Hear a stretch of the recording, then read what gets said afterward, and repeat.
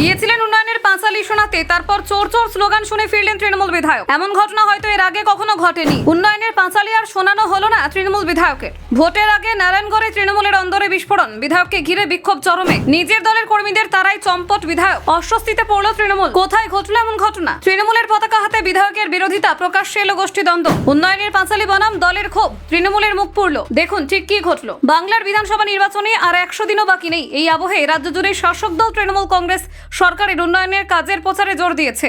গ্রামে গ্রামে চলছে উন্নয়নের পাঁচালী কর্মসূচি। তবে সেই কর্মসূচিতে পশ্চিম মেদিনীপুরে নারায়ণগড়ে অস্বস্তিকর পরিস্থিতির মুখে পড়লেন তৃণমূল বিধায়ক সূর্যকান্ত ভট্ট। এদিন দুপুর নাগাদ নারায়ণগড়ের কসবা এলাকায় কসবা কমিউনিটি হলে উন্নয়নের পাঁচালী কর্মসূচিতে যোগ দিতে যান সূর্যকান্ত ভট্ট। এলাকায় পৌঁছানোর পরেই পরিস্থিতি উত্তপ্ত হয়ে ওঠে। স্থানীয় বাসিন্দাদের একাংশ বিধায়ককে ঘিরে ধরে চোর চোর স্লোগান দিতে শুরু করেন। বিক্ষোভকারীদের অনেকের হাতে ছিল তৃণমূল কংগ্রেসের দলীয় পতাকা। এই ঘটনায় চরম অস্বস্তিতে পড়েন বিধায়ক। পরিস্থিতি নিয়ন্ত্রণের বাইরে চলে যেতে দেখে দ্রুত নিজের গাড়িতে উঠে কোনো ক্রমে ঘটনাস্থল ছাড়তে বাধ্য হন তিনি। ঘটনার পর থেকে এলাকায় ব্যাপক চাঞ্চল্য ছড়িয়েছে।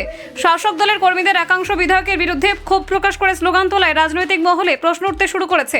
অনেকে এই ঘটনাকে তৃণমূল কংগ্রেসের অন্দরের গোষ্ঠীদ্বন্দ্বের বহিঃপ্রকাশ হিসেবে দেখছেন। প্রাথমিকভাবে জানা গিয়েছে, কসবা এলাকার পুরনো তৃণমূল কর্মীদের একটি অংশকে বাদ দিয়ে উন্নয়নের পাঁচালী কর্মসূচির আয়োজন করেছিলেন বিধায়ক সূর্যকান্ত ভট্ট।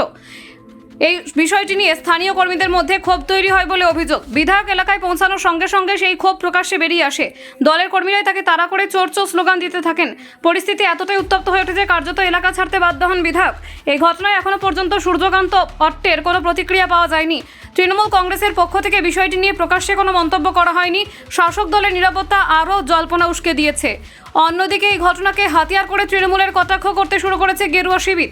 বিজেপির দাবি, নারায়ণগড়ের প্রকৃত তৃণমূল কর্মীরাও পরিবর্তন চাইছেন। তাদের মতে এই বিক্ষোভ শাসক দলের বিরুদ্ধে ক্ষোভেরই প্রতিফলন। রাজ্য বিজেপির মুখপাত্র দেবজিৎ সরকার বলেন, যাদের টাকা চুরি হয়েছে তাদের মধ্যে অনেকেই তৃণমূলের কর্মী। তার দাবি, টাকা চুরির সঙ্গে যুক্ত সকলেই তৃণমূলের নেতাকর্মী। আর এই সত্য এখন সবার জানা। বিজেপির বক্তব্য, এই কারণেই তৃণমূলের অন্দরে ক্ষোভ বাড়ছে এবং তারই বহিঃপ্রকাশ ঘটছে এই ধরনের ঘটনায়। দেবজিৎ সরকারের দাবি, যতদিন তৃণমূল ক্ষমতায় থাকবে ততদিন এই ধরনের ঘটনা আরও বাড়বে। তিনি আরও বলেন, এই পরিস্থিতির অবসান ঘটাতে হলে তৃণমূল কংগ্রেসকে ক্ষমতা থেকে সরাতে হবে। বিজেপির মতে, রাজ্যের মানুষ যেমন পরিবর্তন চাইছেন তেমনই নারায়ণগড়ের মানুষও পরিবর্তনের পথে হাঁটতে প্রস্তুত। এই ঘটনার পর বিধানসভা নির্বাচনের আগে তৃণমূলের সংগঠন এবং দলীয় ঐক্য নিয়ে নতুন করে প্রশ্ন উঠেছে। দলের অন্দরে ক্ষোভ এবং গোষ্ঠীদ্বন্দ্ব শাসক দলের জন্য কতটা অস্বস্তির কারণ হয়ে দাঁড়াবে তা নিয়ে জল্পনা শুরু হয়েছে। উন্নয়নের প্রচার করতে গিয়ে নিজ দলের কর্মীদের বিক্ষোভের মুখে পড়া তৃণমূল বিধায়কের ঘটনা রাজ্য রাজনীতিতে নতুন করে আলোড়ন ফেলেছে। নির্বাচনের আগে এই ধরনের ঘটনা শাসক দলের অস্বস্তি আরও বাড়াতে পারে বলে মনে করছেন রাজনৈতিক পর্যবেক্ষকরা।